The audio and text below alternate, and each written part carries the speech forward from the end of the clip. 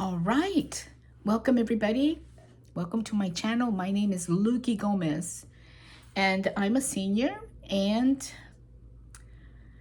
I was listening to some music on my, headphones the other day while I was walking, and I came across some of John Lennon's music. And it took me back to the 70s when we were all listening to the Beatles and then to John Lennon with his stuff, George Harrison with his separate stuff. Ringo Starr did a little bit, and then, of course, Paul McCartney. So, but John is the real deal, I have to tell you. Excuse me.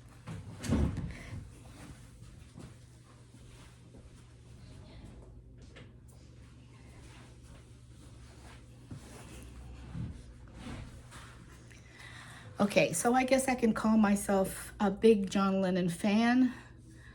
I don't listen to his work that much anymore, but when I listen to it, like I have been in the last couple of days, it's just kind of like amazes me how his music is still so valid, so classic, so on the times, even today. Now, the one specific song of John Lennon's that I want to talk about is called God. Yes, and he did that in an album that's called John Lennon and the Plastic Ono Band. Okay, that's what it was called. And this particular song that's called God was, hold on, let me kind of pull this up. This song was released in, wow, let's see. It was released on December the 11th of 1970. 1970, wow. Let's see, I was born in 53, 63, 73. I was 20, so in 1970, I was like 17. So I was still a kid, but very much being influenced by the pop culture of my time and the music that was coming out at that time, and the Beatles and John Lennon's work and other great musicians of that period were very influential. So it was released in December of 1970. It was recorded between September 26 to October 9 in 1970, okay? And then they released it in December, okay? And it's 4 minutes and 9 seconds long. So if you would like to learn more about John Lennon, listen to this video. Also, listen to the music. I can't play any of the music here because of rights, right? But we can talk about the lyrics, and that's what I want to do. Now, I do have to say that I am a literature student. I got my master's in literary studies.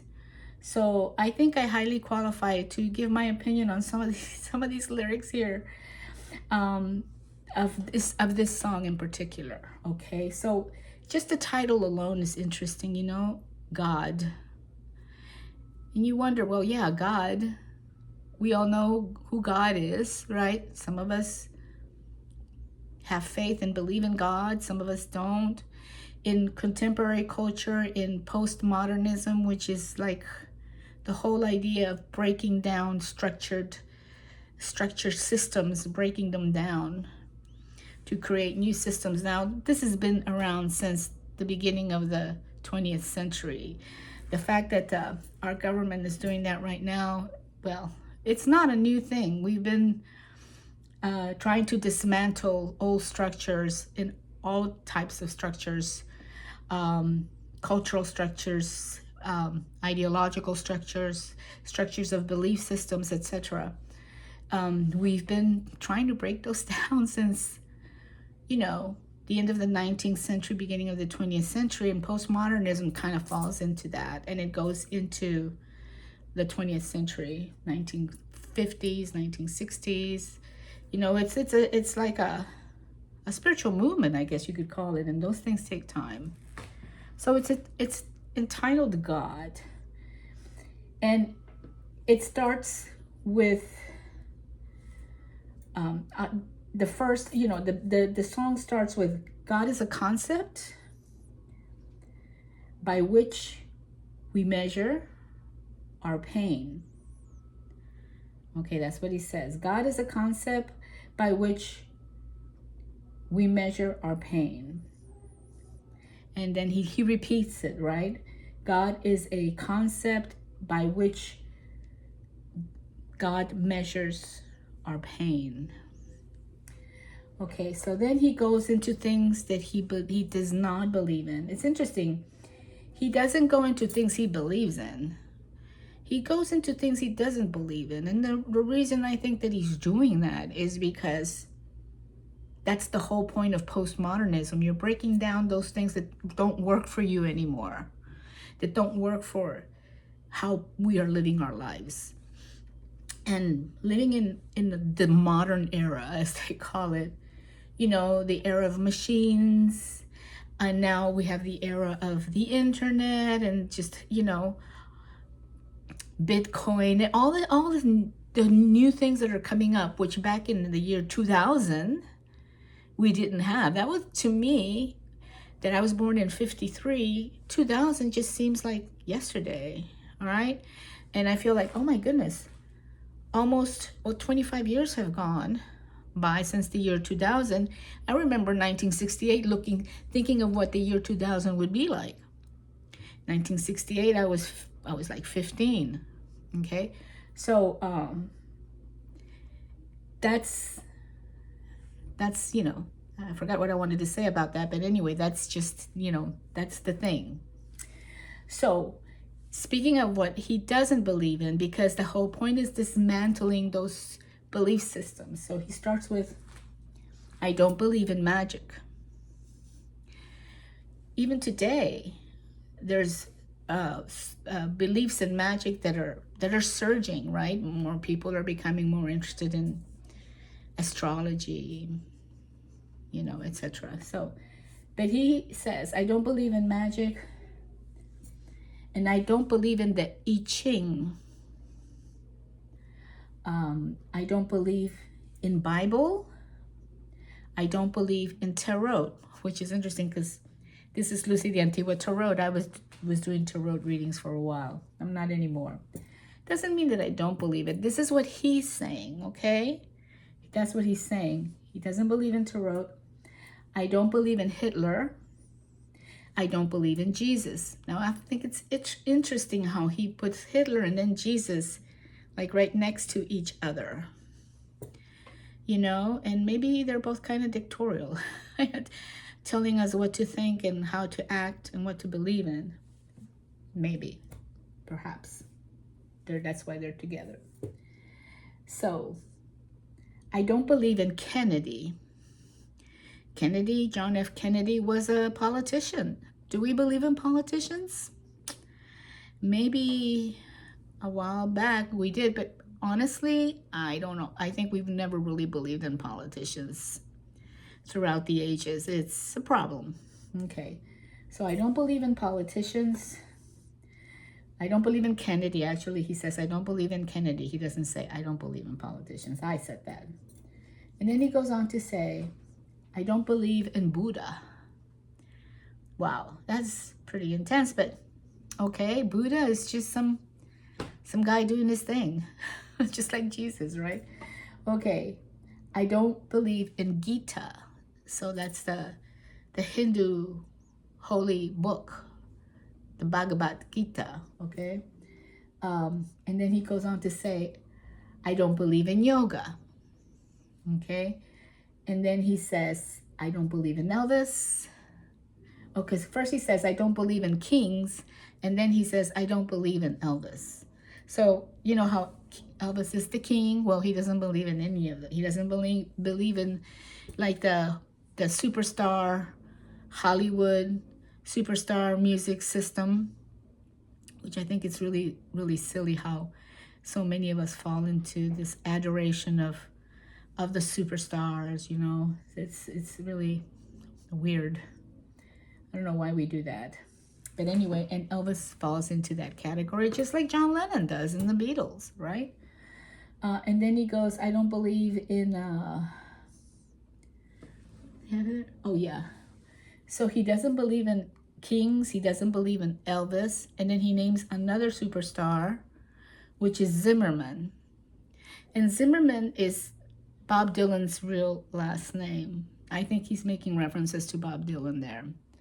And Bob Dylan is incredible songwriter from the 60s, 70s, and 80s, etc. And, you know, did some great stuff, a poet, actually. So here Lennon is saying he doesn't believe in kings, he doesn't believe in Elvis, he doesn't believe in Zimmerman, and he doesn't believe in the Beatles. Okay, because maybe he doesn't deserve to be in that place where he's adored. He's just human, right? Okay, that's what I think. That's what I think is going on. He's just a human guy. Just because he became famous doesn't make him some kind of a god. And maybe that's why it's called God, this song. Okay, then he changes gears in this particular song, and with the lyrics, and he begins the second verse by saying, the dream is over. Now, the dream is over. What dream is he talking about, right? Is he talking about the American dream? Well, you know, he was not an American. He was British, but he became an American naturalized citizen, and he was living in New York with his Japanese wife. So the dream is over. What can I say? That's what he says. The dream is over. Yesterday. So it's almost like saying the dream, we might be feeling in our times that the dream is over, but the dream has been over since yesterday. And I would even personally go back to say, boy, you know, since the Industrial Revolution, right? In the 1850s, 1860s, the dream is over. But what dream, right? Whatever the dream was at that time, I don't know. That can be interpreted in different ways depending on your point of view and your experience. But that's what he says. That's what he says. The dream is over yesterday. I was the dream weaver. Yeah, with his songs like Imagine, if you've ever heard that song and you know it, if you haven't, listen to it and listen to the lyrics. That song, he is weaving a dream. He's the dream weaver because of the kind of music that he wrote. Okay, so he says, I was a dream weaver, but now I am reborn, a rebirth, a renewal, a rebirth of something new where he can recreate himself. We all go through that. So I was the dream weaver, but now I'm reborn. And then he goes, I was the walrus. Now, the walrus makes reference to the Magical Mystery Tour album. If you look at the front cover of that album, there's a walrus and there's a song about the walrus. So he's the walrus. He's the one that's probably wearing the walrus costume. He's making reference to that album and the music that's in there. So he was the walrus. It could mean that he's the one that created the walrus. He's the one that created the concept of that album, of many of the songs in that album. So he says, I was the walrus, but now I'm John. So maybe the walrus, the guy who was a famous musician, creating all this great music, and it was his identity, but now he's kind of let that go, maybe, that identity, and now he's back to being his John, pre-famous John, before he was famous, just a regular guy, John, okay? So that's what he's saying, but now I'm John.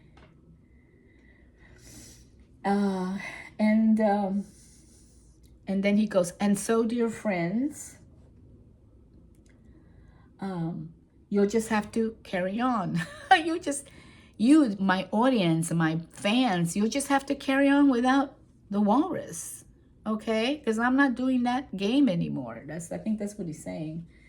So he says, you know, but now I'm John, And and so, dear friends, you'll just have to carry on. The dream is over. So this is a really important song. 1970, I mean, you know, it's a big change for him. The Beatles had broken up. He was creating his own stuff. They were all doing their own stuff separately. And he was just going in a different direction as an artist, And that's why he's a very interesting artist, because he changes constantly. He's always changing, and his music's always reflecting that change. Okay, and that is this song, the lyrics to this song. I think it's a wonderful song. If you have any comments about this, please comment below. I would love to read your comments, or perhaps you're picking up on a different idea. Tell me what you think about this song and what you think about John Lennon. Share that info. Until then, I will be coming back to review some more music from that era, and specifically this artist. Take good care. Peace and love. Adios.